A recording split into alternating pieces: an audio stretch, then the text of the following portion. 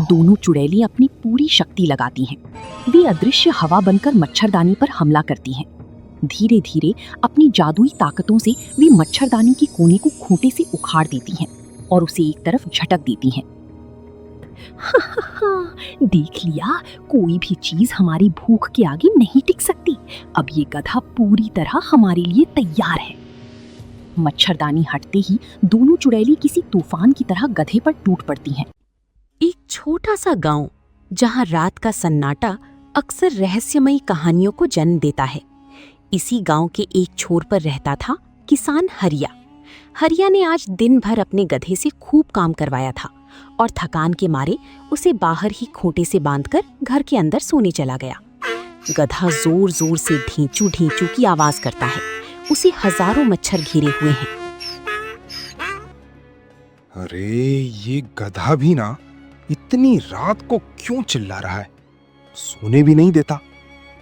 हरिया बड़बड़ाते हुए बाहर निकलता है और जैसे ही लालटेन की रोशनी गधे पर पड़ती है, उसकी आंखें फटी की फटी रह जाती हैं। गधे की पूरी पीठ काली पड़ चुकी है। हजारों मच्छरों ने उसे घेर रखा है। अरे बाप रे, ये क्या मुसीबत है, इतने मच्छर। बेचारे को तो नोच खाया इन खून पीने वालों ने। हरिया जल्दी से अपने कंधे से गमछा उतारता है और हवा में जोर जोर से फटकारने लगता है। मच्छर थोड़ी देर के लिए उड़ते हैं, लेकिन फिर वापस वहीं जमा हो जाते हैं। ये तो फटने का नाम ही नहीं ले रहे। आज तो गधे की जान ही ले लेंगे।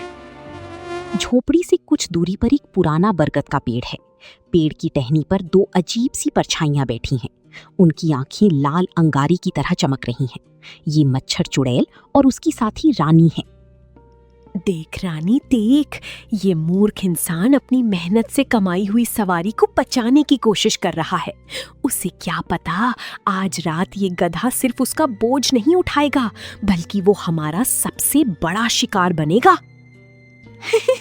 सही कहा बहन, आज तो हम इसकी पूरी थकान और खून का रस निचोड़ लेंगे।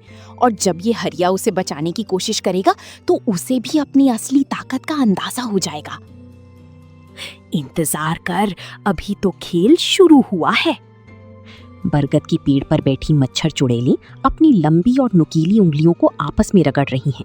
उनकी आंखों की चमक और तेज हो गई है। बस और सब्र नहीं होता, बहुत दिनों से भूखी हूं मैं।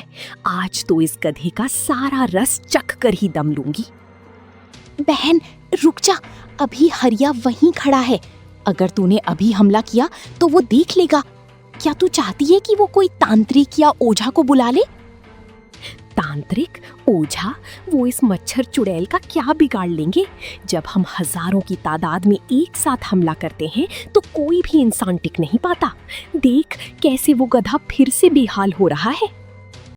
हरिया फिर से गमछा झटकता है, लेकिन इस बार मच्छर चुड़ैल की जादुई शक्ति के कारण मच्छर हरिया के चेहरे के पास ही एक घेरा बनाने लगते हैं। अरे बाप रे, ये मच्छर तो सीधे मुझ पर ही हमला कर रहे हैं। ये सब कुछ बहुत अजीब है। आज की रात इतनी भारी क्यों लग रही है? हरिया को अभी भी इस बात का अंदाजा नहीं था कि जिन मच्छरों को वो सामान्य समझ रहा है, उनके पीछे कोई और नहीं बल्कि साक्षात मच्छर चुड़ैल का साया है। हरिया धीरे धीरे घबराहट में अपने घर की ओर कदम बढ़ाने लगता है, लेकिन चुड़ैलें उसे अपनी नजरों से ओझल नहीं होने देना चाहती। सुबह की पहली किरण फूट रही है। चिड़ियां चहचहा रही हैं। हरिया और उसकी पत्नी बाहर आते हैं। जैसे ही उनकी नजर गधे पर पड़ती है, दोनों दंग रह जाते हैं। गधे की खाल पर लाल लाल निशान पड़े हैं, जैसे किसी ने उसे सुई से गोद दिया हो। अरे राम, ये देखो, हमारे गधे के शरीर पर मच्छरों ने क्या हाल कर रखा है। इतने निशान, मुझे तो डर लग रहा है कहीं इसे कोई बीमारी ना हो जाए। क्यों ना हम अपने गधे के ऊपर एक बड़ी सी मच्छरदानी लगा दें, कम से कम रात को चैन से तो सो पाएगा। हरिया गधे की उन अजीब निशानों को गौर से देखता है। वो सोचता है कि कल रात के मच्छर इतने साधारण नहीं थे, वे जैसे उसे देख रहे थे। हरिया की पत्नी को तो बस गधे की चिंता थी, लेकिन हरिया के मन में कुछ और ही चल रहा था। उसे कल रात वाली अजीब सी आहटें और मच्छरों का वो झुंड याद आ रहा था जो सीधी उसी के पीछे पड़ गए थे। उसे यकीन हो गया था कि ये साधारण मच्छर नहीं बल्कि कोई साया है।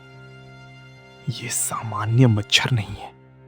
कल रात जिस तरह वे मुझे भी घेर रहे थे, ये कोई साधारण मुसीबत नहीं है।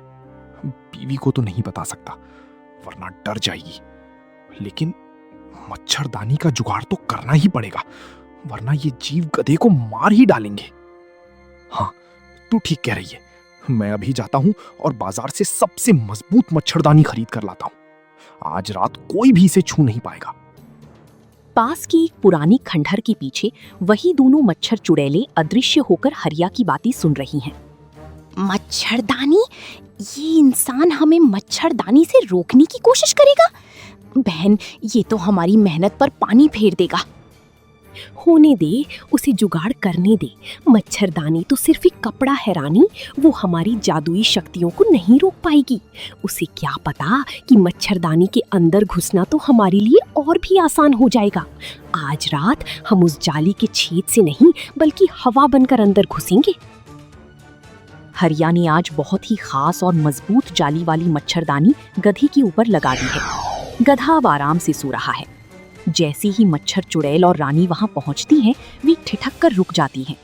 मच्छरदानी के धागों से एक अजीब सी चमक निकल रही है। ये क्या है? ये तो कोई साधारण जाली नहीं है। इसमें से तो अजीब सी तेज रोशनी निकल रही है। मेरी पूरी ताकत जैसे सिमट कर रह गई है। बहन, ये तो गजब हो गया। इस बेवकूफ हरिया ने तो हमारा जीना हराम कर दिया। ये मच्छरदानी तो अभिमंत्रित लग रही है। अब हम अंदर कैसे जाएं? हिम्मत मत हार रानी, हम मच्छर चुड़ैले हैं, कोई मामूली कीड़े नहीं। अगर ये जाली हमें रोक रही है तो हम इसे ही उखाड़ फेंकेंगे। चलो मिलकर जोर लगाते हैं। दोनों चुड़ैलें अपनी पूरी शक्ति लगाती हैं। वे अदृश्य हवा बनकर मच्छरदानी पर हमला करती हैं। धीरे धीरे अपनी जादुई ताकतों से वे मच्छरदानी के कोने को खूंटे से उखाड़ देती हैं और उसे एक तरफ झटक देती हैं। देख लिया, कोई भी चीज हमारी भूख के आगे नहीं टिक सकती। अब ये गधा पूरी तरह हमारे लिए तैयार है। मच्छरदानी हटते ही दोनों चुड़ैली किसी तूफान की तरह गधे पर टूट पड़ती हैं। वे उसे काटने लगती हैं। गधा दर्द और बेचैनी से छटपटाने लगता है। आहा, कितना ताजा और मीठा खून है। ये तो सारा दिन की थकान मिटा देगा। घर के अंदर हरिया को गधे की छटपटाहट की आवाज सुनाई देती है। उसकी नींद खुल जाती है। वो समझ जाता है कि कुछ तो गड़बड़ है। ये कैसी आवाज? ये गधा फिर से क्यों तड़प रहा है? क्या वो मच्छरदानी भी काम नहीं आई? हरिया तेजी से डंडा उठाता है और बाहर की ओर भागता है। हरिया को लग रहा था कि शायद मच्छरदानी गिर गई होगी, लेकिन उसे ये अंदाजा भी नहीं था कि उसका सामना अब कोई साधारण मच्छरों से नहीं बल्कि उन चुड़ैलों से होने वाला है जो उसका सारा सब्र इम्तिहान लेने वाली हैं। सूरज अभी पूरी तरह उगा भी नहीं था, लेकिन मच्छर चुड़ैलों का आतंक इतना बढ़ गया था कि वे दिन के उजाले में भी इंसानों के सामने आने लगी थी। हरिया जैसे ही लाठी लेकर बाहर निकला, उसने देखा कि गधे के ऊपर अजीब सी काली परछाइयां मंडरा रही हैं। अरे बाप रे, ये क्या हो गया? ये मच्छर है या कोई बला? और ये तो चुड़ैल जैसी दिख रही हैं। आज तो मैं इस चुड़ैल मच्छर को बिल्कुल नहीं छोड़ूंगा। हरिया गुस्से में अपना आपा खो देता है। वो अपनी लाठी हवा में तेजी से घुमाता है। एक जोरदार प्रहार सीधे उस बड़ी मच्छर चुड़ैल के सिर पर जाकर लगता है। ये इंसान की लाठी में इतनी शक्ति कैसे? चुड़ैल लड़खड़ाते हुए वहां से धुएं की तरह गायब हो जाती है। हरिया हाँफते हुए गधे के पास जाता है और उसके सिर पर हाथ फेरने लगता है। अरे मेरी गधी, तूने मुझे बताया भी नहीं कि तुझे ये चुड़ैलें परेशान कर रही हैं। तू तो बेजुबान है, पर आज की बात तुझे कोई छू भी नहीं पाएगा। पास के ही एक पुराने बरगद के पेड़ के खोखले तने में घायलावस्था में मच्छर चुड़ैल छिपी हुई है। तभी दूसरी चुड़ैल यानी रानी मच्छर चुड़ैल वहां पहुंचती है। क्या हुआ बहन? तू इतनी बुरी तरह जख्मी कैसे हो गई? और वो गधा, क्या तूने उसे मार गिराया? चुप रह रानी, आज तो खेल ही पलट गया। उस हरियाणी लाठी से मुझे मारा है। उसकी लाठी में न जाने कैसी शक्ति थी जिसने मेरी माया को एक पल के लिए तोड़ दिया। अब मैं और इंतजार नहीं कर सकती। तो अब क्या करना है? क्या हम उस हरिया को ऐसे ही छोड़ दें? नहीं, अब हम सीधे गधे पर हमला नहीं करेंगे। अब हम उस हरिया के घर में ही घुसेंगे और उसी ही अपनी शक्ति का एहसास कराएंगे। जब उसका घर ही सुरक्षित नहीं रहेगा तो वो गधे को क्या बचाएगा? चुड़ैलों की आंखों में बदला लेने की आग जल रही थी।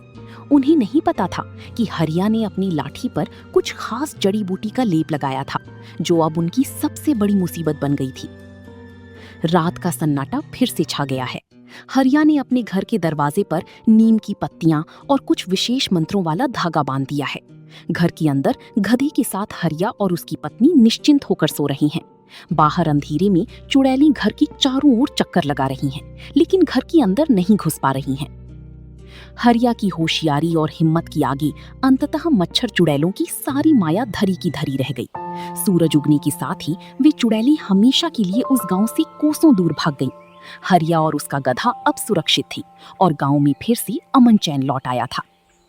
हरिया अपने गधे को प्यार से घास खिला रहा है और सूरज की पहली किरण उसके चेहरे पर पड़ रही है। चलो भाई, अब हम दोनों आजाद हैं।